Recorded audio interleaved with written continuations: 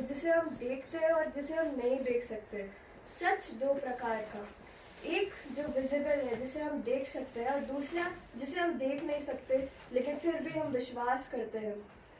हम देखते हैं कि एक नजरिए की बात है कि कोई किसी चीज को किस रीति से देखता है और क्या वह प्रभु के नजरिए में सही है या नहीं। पहला कि जो हम देखते हैं वो उससे हम 90% टाइम्स पे हम उसे ही वरी करते हैं, उसके ऊपर ही मनन चिंतन करते हैं। लेकिन वो जो 10% जो इनविजिबल होता है, जो हमें नहीं दिखता, वो ही एक्चुअल मैटर करता है परमेश्वर को। जैसे कि संसारिकता सच है पर आत्मिकता भी सच है। एक चीज जो हमें दिखती है और एक चीज जो इनविजिबल है, और इसीलिए हमें आज जो हमें नहीं दिखता उसको नेग्लेक्ट नहीं करना परंतु बैलेंस करना है। क्योंकि कोई भी ऐसी चीज नहीं है जो हमें दिखती है जिसको हम छोड़ सकते हैं पूरी रीति से, लेकिन हम बैलेंस कर सकते हैं प्रभु के उस इनविजिबल ट्रुथ को जो वह हमें बताना चाहता है। पहली चीज जो परमेश्वर का वचन हमसे कहता है कि सच विजिबल, जो विजिबल सच है वो बीत जाएगा, वह गोइंग टू फेड है। क्योंकि जो हम मनुष्य के सामने दिखवाते हैं अपने आप को, क्या वह सच परमेश्वर के सामने हमें दिखाता है? क्योंकि परमेश्वर मन को जांचता है, परमेश्वर हमारे इनर सेल्फ को जांचता है। हम देखें, कोई पढ़े यूहन्ना उसका 6 उसके 24 से 27 आए।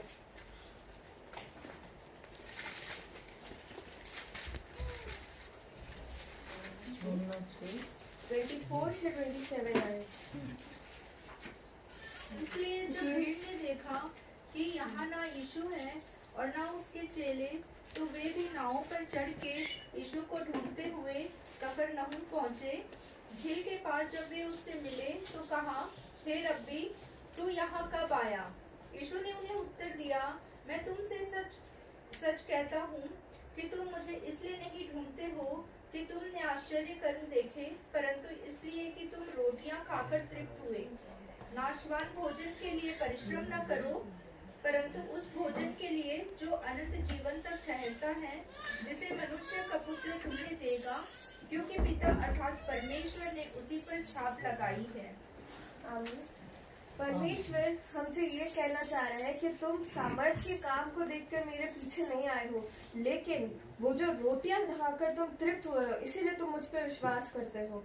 इसीलिए क्या वह विजिबल ट्रुथ जो हमारे सामने था कि रोटी, या फिर एक invisible truth bread of life, यानी खुद स्वयं यीशु मसीह उनके पास थे, खुद स्वयं यीशु मसीह उनके साथ चला फिरा करते थे, उनकी वहां पे बैठा करते थे, उन्हें खुद से सुसमाचार सुनाते थे और बहुत सी ऐसी बातें पैराबल्स के रूप में उन्हें सुनाते थे। तो वो चीज उन्होंने उस पर विश्वास नहीं करा, उस सामर्थी परमेश्वर के पुत्र पे विश्वास नहीं करा, परंतु वह रोटियों के पीछे भाग रहे थे, वह रोटियों के खाकर तृप्त होने थे, इसीलिए वह उस पर विश्वास कर रहे थे। और इसीलिए वचन हमें बताता है कि जो दो प्रकार का सच है वह भी सच था कि मनुष्य को रोटी की आवश्यकता होती है, लेकिन यह भी सच है कि यदि परमेश्वर हमारे साथ है तो हम इस सब को ओवरकम कर सकते हैं। जो देखा हुआ सच है वह बीत जाने वाला है। आज की यदि वह रोटी छोड़ देते, लेकिन परमेश्वर के यह जो कथन था कि वह सामर्थ्य को नहीं पा रहे थे, परमेश्वर ये महसूस कर पा रहा था, यीशु मसीह ने इसलिए शब्द बोले क्योंकि वह महसूस कर पा रहा था कि ये मेरे पीछे नहीं है, ये रोटियों के पीछे है। इसीलिए वह उन लोगों, यदि वह विजिबल ट्रुथ को न देख के, यदि वो इटर्नल लाइफ की वहां पे जो इनविजिबल था लेकिन सच था, यदि वह उस पर विश्वास करते तो उनका क्या ही उद्धार होता और वे क्या ही यहाँ पर प्रभु यीशु मसीह को उनके बारे में यह शब्द, जो कठोर शब्द है, यह बोलने नहीं पड़ते। दूसरा हम देखते हैं कि देखा हुआ सच परीक्षा का द्वार है। हम उत्पत्ति 3 में देखते हैं कि जब स्त्री ने उस सेब को देखा तो उसने देख के उसकी अभिलाषा करी कि वह खाने में कितना चाहने योग्य है, कितना वह अच्छा दिख रहा है, कितना मीठा होगा वो। जब उसने देखा कि हाँ वह सत्य था, वह सच में वो सेब ऐसा ही था, लेकिन क्या उसे नहीं दिखा कि यह वह परमेश्वर की आज्ञा का उल्लंघन कर रही है, वह डिसोबे कर रही है परमेश्वर की विल को, सिर्फ एक चीज, एक कार्य को करके। और वह भी सत्य ही था कि उसको भूख लगी थी, उसको देख रहा था, उसकी अभिलाषा बहुत थी, लेकिन यह भी वह बात थी जिसे वह भूल गई, जिससे जो मैटर करती थी वही, और उसी जो इनविजिबल होता उसके कारण ही वो गार्डन ऑफ ईडन से निकाल दिए गए। जो परमेश्वर की उपस्थिति वहां रहती थी वह उनसे दूर हो गई, वह पाप में पड़े और वह उन्होंने अपने सारे जीवन को जो कि बहुत लाविश बनाया था परमेश्वर ने, उसे अपने ही सिर्फ एक कार्य की वजह से पूरा चेंज कर डाला और उसकी कॉन्सिक्वेंसेस का सामना किया। हम दूसरा एग्जाम्पल देखते हैं एसाव के बारे में। सिर्फ भोजन के बदले उसने अपना पहलौठों का हक दे दिया। तो क्या वह भोजन भी एक त्रुट था क्योंकि उसे भूख लगी थी, लेकिन क्या पहलौठे का अधिकार जो उसने दिया क्या वह भी त्रुट नहीं था और वह ही मैटर करता था। इसीलिए उसकी कहानी को बाइबल में दर्ज है। हम देखें इब्रानियों उसका 12 अध्याय 16 से 17 आयत में क्या लिखा है। ऐसा ना हो कि कोई जन व्यभिचारी या एसाव के समान अधर्मी हो, जिसने एक बार के भोजन के बदले अपने पहलौठे होने का पद बेच डाला, परंतु जानते हो कि बाद में जब उसने आशीष होनी चाहिए तो अयोग्य गिना गया और आंसू बहा बहा कर खोजने पर भी मन फिराव का अवसर ना मिला। जब उसने भोजन की बात करी वो सिर्फ वन टाइम था, वह भी सत्य था, लेकिन उसे वचन ने क्या बोला, अधर्मी बताया गया और अयोग्य गिना गया। सिर्फ एक जो हमें दिखता है उस कार्य के चक्कर में जो कि सबसे मैटर करता है कि वह पहलौठा था, वह उसके पास वो अधिकार था, लेकिन उसने उसे छोड़ के वो अयोग्य गिना गया। जब रियल टाइम आया, जब परमेश्वर को जब न्याय का टाइम आएगा, तो क्या हम इन छोटी छोटी चीजों के कारण अपने इटर्नल लाइफ को दांव पे लगा देंगे? यही आज हमें मनन चिंतन करने की जरूरत है कि आज जो सच हमें दिख रहा है और सच जो मैटर करता है उसमें क्या हम डिफरेंशिएट कर पा रहे हैं? क्या थोड़ी देर में सुख विलास भोगने से हमारी यदि इटर्नल लाइफ चली जाती है तो आज हम बहुत बड़ी विडंबना में हैं। हम देखते हैं तीसरा जो चीज हमें बताता है कि देखा हुआ सच हमारे और परमेश्वर के बीच में एक दीवार है। जैसे कि यहूदा इस्करियोती जो परमेश्वर के पुत्र के साथ था, चला करता था, उसकी शिक्षाओं को ग्रहण करता था, लेकिन फिर भी उसने क्या किया, देखे सच था क्योंकि उसे चाहिए होंगे उसे पैसे, लेकिन उसने क्या किया, सिर्फ कुछ चंद 30 सेंट्स ऑफ सिल्वर में अपनी इटर्नल लाइफ, क्योंकि हम देखते हैं कि जो 12 चेले थे यीशु मसीह के, जब यरूशलेम नया उतरेगा तो वह 12 के 12 बैठे होंगे स्वर्ग सिंहासन पे, और उसने वो अधिकार जो सबसे बड़ा प्रिविलेज था उसे छोड़ दिया सिर्फ कुछ पैसों के कारण। उसने उस सच को तो चुना, लेकिन वो जो अनदेखा सच था वह भी सच था, उसे छोड़ दिया गया। और यही कि वह 5 रोटी और 2 मछली की कहानियों में भी, और बहुत से ऐसे मिरेकल जो परमेश्वर ने किए, बहुत सी ऐसी चीजें जो कि आज हम पढ़ते हैं वचन में, जो हमें विश्वास होता है कि सच में हमारा परमेश्वर का पुत्र और परमेश्वर यह सब काम करने में, मिराकिल्स करने में, लाजरस को मृत्यु से उठाने में केपेबल है। और बहुत सी ऐसी भविष्यवाणियां और जो टेस्टिमनीज हम पढ़ते हैं वचन में, लेकिन फिर भी, और यहूदा ने तो वो सब एक्सपीरियंस किया था, लेकिन फिर भी उसने क्या चुना कि वह उस विजिबल ट्रुथ को जो कि हम देख सकते हैं और डिस्टिंग्विश नहीं कर पाते, उसने वह चुना और अपना पूरा जीवन जो इतना अच्छा था, जब यीशु मसीह की संगति में था, लेकिन अंत उसका भयानक हुआ। और दूसरा कि उन सिपाहियों में और उस डाकू में, जो सिपाही जब यीशु मसीह को क्रूस पे लटकाया गया था, जो चिट्ठी डाल रहे थे परमेश्वर के कपड़ों पे, के पुत्र के कपड़ों पर, वहां पे वे उस डाकू के समान भी बन सकते थे जब उसने अपने पापों का अंगीकार किया और अपना पूरा जीवन जो है वो यीशु मसीह को दे दिया, और यीशु मसीह ने उसे वो एश्योरेंस दी कि आज तू मेरे साथ फिरदौस में होगा। हालेलुया। हमें उस सिपाही और उस डाकू में देखने की जरूरत है कि क्या उनमें डिफरेंस है। पहले सिपाही ने सिर्फ यह देखा कि उसके कपड़े हैं और उससे चिट्ठी डाल के बांट लो, लेकिन डाकू ने क्या देखा कि वह पुरुष जिसने कुछ नहीं किया गलत, उसको अनजस्टली उसको सजा मिल रही है और वह सच में परमेश्वर का पुत्र है, और उसने अंगीकार किया, उसने माना और उसने वो अब्दी जिंदगी को पा लिया, जो कि बहुत से फरीसी लोग अपने पूरे जीवन काल में वही प्रैक्टिस करते रहे लेकिन फिर भी नहीं पा सके। उसने, उस डाकू ने उस ट्रुथ को सुना, उस सच्चाई को देखा, उस सच्चाई पे विश्वास किया जो कि अनसीन था, वह किसी को नहीं दिख रही थी, लेकिन फिर भी उसने उस चीज पे उस ट्रुथ पे यकीन किया और अपना ईमान लाया, अंगीकार किया और उसने अपनी जिंदगी को पाया। हमारी लाइफ बहुत छोटी है कि हम बहुत से वर्ल्डली चीज़ों की ओर अपना पूरा टाइम दे दें, 100% टाइम दे दें। इसीलिए वचन बताते हैं कि या तो तुम संसार के हो जाओ या फिर प्रभु के हो जाओ, गुनगुने मत रहो। और परमेश्वर का होली स्पिरिट हमें मदद और सहायता करता है। और ये भी हम जानते हैं कि ये भी सत्य है कि हम संसार से पूरी तरीके से कट ऑफ नहीं हो सकते। और इसीलिए वचन में बताता है कि हम एक ज्योति के समान, राजदूत के समान रखे गए हैं संसार में, कि चाहे हम जो भी कुछ करें, चाहे हम किसी भी फील्ड में हो, परमेश्वर का कार्य को हम फैलाएं।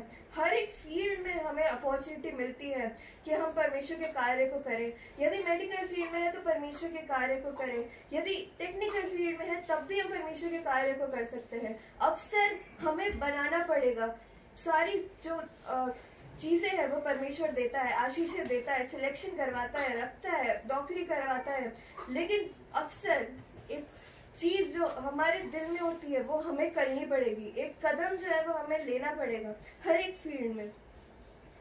और इसीलिए देखा हुआ सच बीत जाने वाला है, पैसे बीत जाने वाले हैं, लेकिन सच है, सच विनाश हो जाता है। और सच ही परमेश्वर और हमारे बीच में ये जो देखा हुआ सच है वही कभी कभार दीवार बन जाता है, जिस रीति से आदम और हवा के बीच में बन गया। और यदि हम देखे हुए सच की ओर दृष्टि लगाएंगे तो अपने परमेश्वर के बीच में हम दीवार उसे बना लेंगे। और अब हम देखते हैं कि अंधे के सच के बारे में परमेश्वर क्या बताते हैं, कि अनदेखा जो सच है वो लॉन्ग लास्टेड है, वो एवर लास्टिंग है, वो कभी नहीं, जिसका कोई अंत नहीं है, वह है।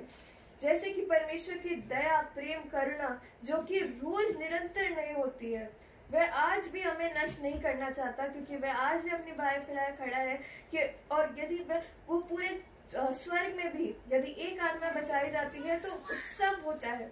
हम देखिए मत्ती उसका 16 अध्याय उसकी 26 आयत में लिखा है, यदि मनुष्य सारे जगत को प्राप्त करे और अपने प्राण की हानि उठाए तो उसे क्या लाभ होगा, या मनुष्य अपने प्राण के बदले क्या देगा। क्या लाभ होगा, क्योंकि परमेश्वर बताता है कि अनसीन ट्रुथ जो है वो लॉन्ग लास्टेड है। तो यह जो छोटी मोटी चीजें हैं इससे हमारा क्या लाभ होगा।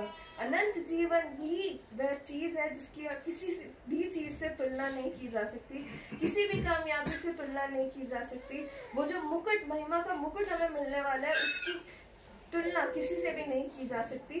ये ऐसा जीवन है जिसका कोई अंत नहीं है। इसीलिए परमेश्वर कहते हैं कि मनुष्य को यदि पूरे संसार को जीत ले लेकिन अपनी खुद की प्राण की हानि उठाए तो यह एक फुलिशनेस ही होगी, यह एक अच्छा चीज नहीं होने वाली है। हम देखते हैं कि एक स्टोरी के बीच से हम सीखे कि एक पास्टर जो है वह ट्रेन में सफर कर रहा था और वहाँ पे उसे एक लड़की मिली जो कि एक नौजवान थी। और हम नौजवान जब हम अपने जीवन में जीते हैं तो हमें बहुत सी ऐसी परेशानियाँ आती हैं, क्योंकि हमारे पास ऑलरेडी सब कुछ होता है, लेकिन यदि एक चीज़ हमें नहीं मिलती तो हम निराश और हताश हो जाते हैं। और इसीलिए वह पास्टर उससे पूछता है कि तुम आखिर क्यों इतनी दुखी हो, और वह उसे यही बताती है कि मेरे पास ये नहीं है, मेरे पास वो नहीं है। और फिर पास्टर उससे बोलता है कि क्या तुम यीशु मसीह को जानते हो। तो वह उससे नेक्स्ट क्वेश्चन ये पूछती है संसारिकता में कि वह मुझे क्या दे सकता है, और ये नहीं कि वह कौन है, कहाँ का है, पर वह ये बोलती है कि वो मुझे क्या दे सकता है, कुछ पैसे दे सकता है क्या, मेरी अच्छे से गाड़ी दे सकता है। लेकिन वह पास्टर से कहता है कि वो तुम्हें इस सब से बढ़ के भी कुछ देना चाहता है, वह तुम्हें फॉरगिवनेस और इटर्नल लाइफ देना चाहता है।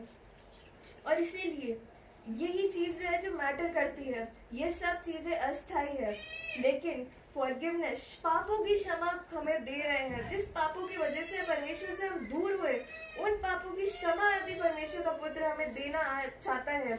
वचन हमें बताता है कि वह सच में यूहन्ना 3:16, क्योंकि वह इससे इतना प्रेम करता है हमसे, वह देना चाहता है और इटर्नल लाइफ के लिए खड़ा है कि तुम बस अपने मुंह से मेरे नाम का अंगीकार तो करो और ये सब चीजें तुम्हारे लिए हो जाएंगी। वो मेरे धर्म और राज्य की खोज तो करो, क्योंकि यही चीज जो है यही मायने रखती है।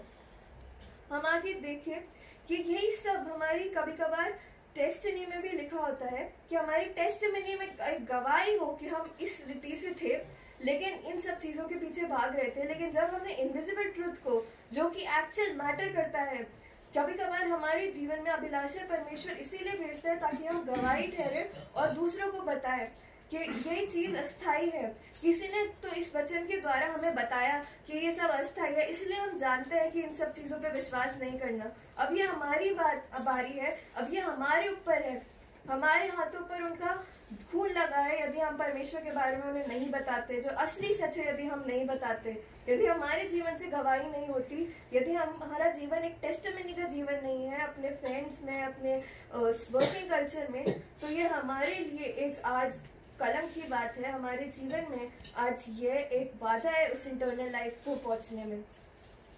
हम देखिए दूसरा कुरिन्थियों उसका 4 है, उसका 17 से 18 आए।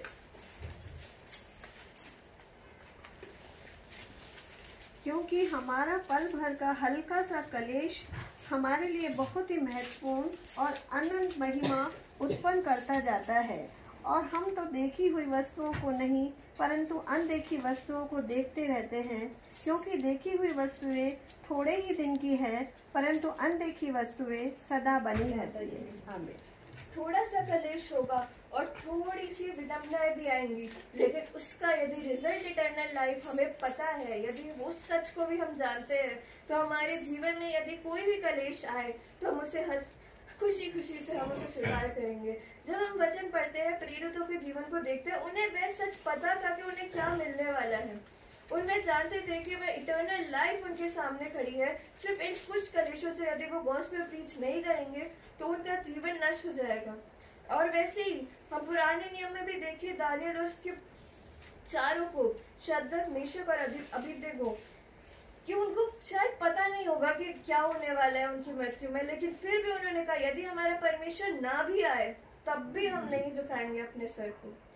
और इस स्टोरी पे जो हमने पढ़ा दूसरा राजा उसका 6:8 से 23, वहाँ पे भी यही लिखा है कि एक एलीशा था जिसको पता था कि परमेश्वर कितना सामर्थी है, और वो इतना सामर्थ्य रखता है कि वह उन्हें उस सेना से, जो कि कितने ही हथियार लेकर आए होंगे, यदि उन्हें पूरे नगर को घेर लिया तो कितने ही जन होंगे। और एक सोल्जर जो कि सिर्फ उस परिस्थिति को देख के घबरा गया कि इतने सारे सोल्जर्स हैं, अब हम क्या करेंगे, अब तो बस मृत्यु निकट है। और एक एलीशा था जिसको पता था कि यदि ये सोल्जर्स हैं तो इसका परमेश्वर जो है वो इससे अधिक सामर्थी है और वह हमें बचाने के लिए योग्य है।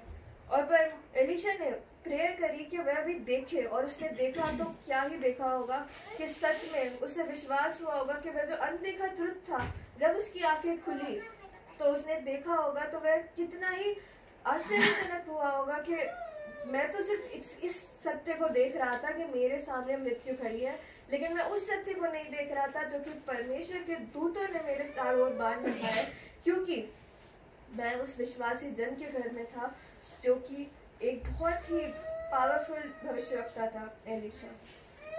और हम उस कहानी को भी देखे जो कि यहोशू और कलेब था, जब उन्होंने जो कनान देश था जहाँ पे दूध और मधु की धाराएं बहती है, वहाँ पे जब वे गए तो वह देख के वह डर गए कि वहाँ के लोग तो बहुत ही हष्टपुष्ट है, वह बहुत ही अच्छे हैं, वो तो हमें कुचल देंगे, हम तो कुछ नहीं कर सकते।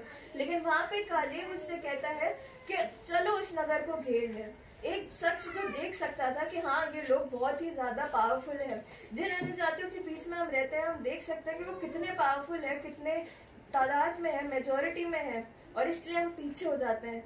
लेकिन वह उस कालेब और यहोशू वह देख सकते थे कि परमेश्वर हमारे साथ है, परमेश्वर का नाम यदि हम लेंगे और यदि उन पर चढ़ाई करेंगे, परमेश्वर हमारे साथ है तो हम जरूर जीतेंगे।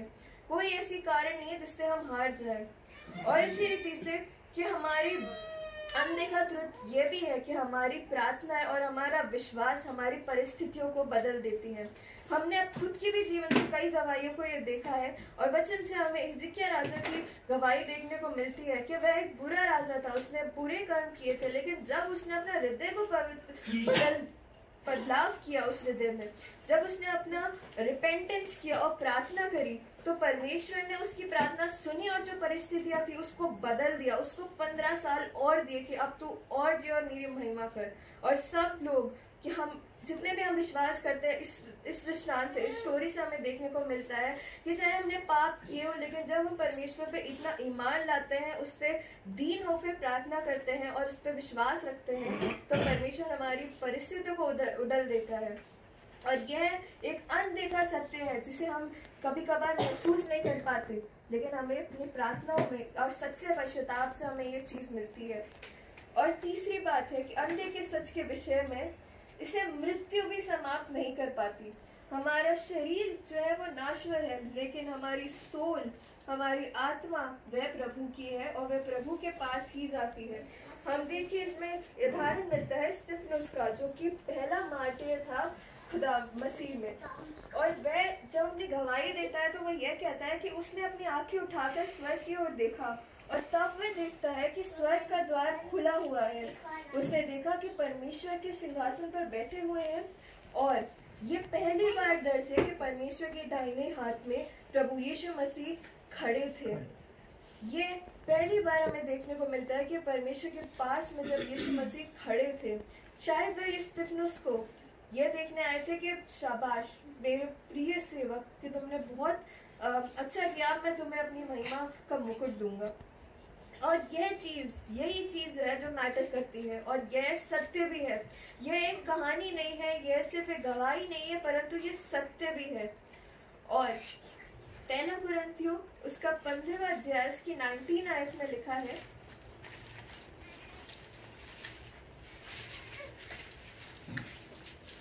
यदि हम केवल इसी वचन जीवन में मसीह से आशा रखते हैं तो हम सब मनुष्य से अधिक अभागे हैं। हम अभागे क्यों है? क्योंकि इसी जीवन में यदि हम उसकी समाप्ति, हम उस जीवन से उसकी आशा रखते हैं कि बस ये जीवन समाप्त हुआ, हमने प्रभु पर विश्वास कर लिया, अब बस बहुत है। लेकिन यदि हम उस अनदेखे ट्रुथ पे विश्वास रखते हैं कि हम परमेश्वर के साथ हजारों साल तक साथ रहेंगे, वह हमारे मध्य में होगा, वह हमारे पास ही रहेगा और वह हमारी आंखों से हर एक आंसू पोंछ डालेगा, तो यह विश्वासी, एक सच्चे विश्वासी की परिभाषा है कि वह हम अभागे नहीं है, हम उस जीवन पे भी विश्वास करते हैं।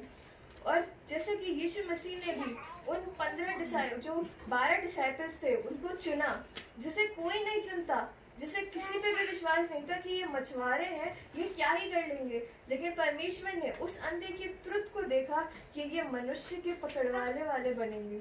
और मनुष्य, हम लोग जैसे साइंस कहते हैं कि सिर्फ मनुष्य एक एटम से बना हुआ है, लेकिन अनदेखा सच ये है कि एक आदमी परमेश्वर की केयरफुली और उसकी आत्मा में उसकी इमेज में बना हुआ है।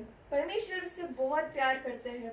यदि हम उस सच को देखें तो सिर्फ मनुष्य एक पार्टिकल से और वह एक चला जाएगा, लेकिन यदि इसे हम अनविजिबल ट्रुथ में देखें, यदि हम परमेश्वर की निगाहों से देखें, तो वह चाहता है कि ये कभी नष्ट नहीं हो, ये मेरे पास आए, मैं इसके साथ रहूं, ये मेरा प्रिय पुत्र है, मैं इसे महिमा का मुकुट दूं। और इसीलिए आज जितना विजिबल ट्रुथ हमारे लिए सही है और ज़रूरी है, उतना ही इनविजिबल चीज़ों पे जो ट्रुथ है लेकिन जो सत्य है, उस पर ध्यान लगाना, उसकी ओर देखना और उसको मानना एक सामर्थ्य से और उसके सबके सामने मानना आज हमारे लिए ज़रूरी है। वह सोने चांदी, कपड़े, हर चीज़ से ज़्यादा बहुमूल्य है। और अंत में जब हम अनदेखे सच को निहारेंगे, तब हमारा जीवन उस अवधि जीवन में तब्दील होगा और जाने पाएगा। प्रभु यीशु मसीह के मीठे मधुर नाम में आप सभी को जय मसीह की। इस वचन के माध्यम से सबको वह सीख मिले जो मैंने सीखा है कि सच में मैं सारा ध्यान टाइम जो है वो सिर्फ और सिर्फ ये संसारिक चीज़ों में ना लगाए, परंतु जितना टाइम मिल रहा है, जिससे कि हमारी कलीसिया में भी ये बातें हो रही है कि अंत का समय चल रहा है, हम भविष्यवाणियों को पूरा होते हुए देख रहे हैं, तो हम उस अनदेखे चीज़ों पे जो कि सत्य है उसको देखें और उस पर अपना विचार विमर्श करें और अपना टाइम को लगाएं। प्रभु हम सबको आशीष दें। आमीन। आमीन।